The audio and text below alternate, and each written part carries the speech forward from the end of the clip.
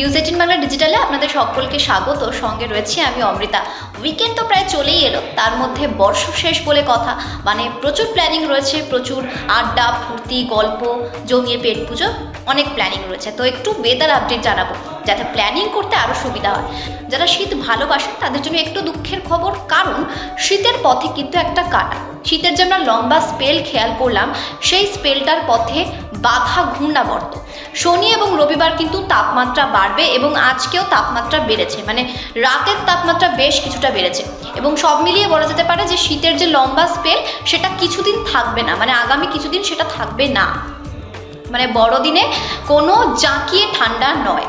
তো সব মিলিয়ে এটাই বলা যেতে পারে যে যেহেতু ঘূর্ণাবর্ত বঙ্গোপসাগরে ঘূর্ণাবর্ত হওয়ার সম্ভাবনা রয়েছে, অন্তত আলিপুর আবহাওয়া দপ্তর তেমনটাই বলছে, সেই কারণে কিন্তু এই শীতের পথে একটা ছোট্ট বাধা কথা বলা যেতে পারে।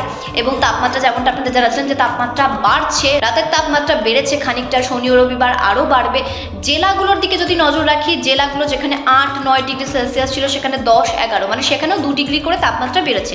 এবং এটা কিন্তু আগে থেকে আলিপুর আবহাওয়া দপ্তর বলছিল, মানে এই যে পারদ ঊর্ধ্বমুখী হবে সেটা কিন্তু আগে থেকে আলিপুর আবহাওয়া দপ্তর বলছিল।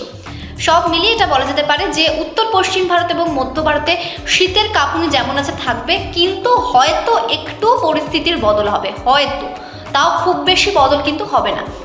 আজ সকাল সকাল কলকাতায় মেঘলা আকাশ দেখছিলাম, তবে যত বেলা গড়াবে অস্বস্তি হবে না, কারণ শীত যথেষ্ট রয়েছে, উত্তর হাওয়ার প্রভাব যথেষ্ট রয়েছে। তবে বাতাসে জলীয় বাষ্পের পরিমাণ বেশ খানিকটা, প্রায় 47 থেকে 96% পর্যন্ত। শনি রবিবার 2 থেকে 3 ডিগ্রি তাপমাত্রা বৃদ্ধি পাবে।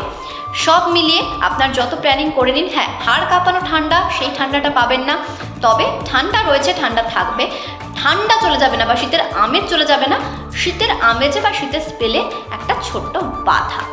সব মিলিয়ে কথা বলা যেতেই পারে আজ কলকাতার সর্বনিম্ন তাপমাত্রা 15.9 ডিগ্রি সেলসিয়াস।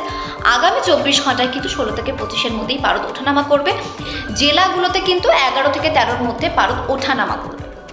আপাতত এই পর্যন্ত। সুস্থ থাকুন, ভালো থাকুন।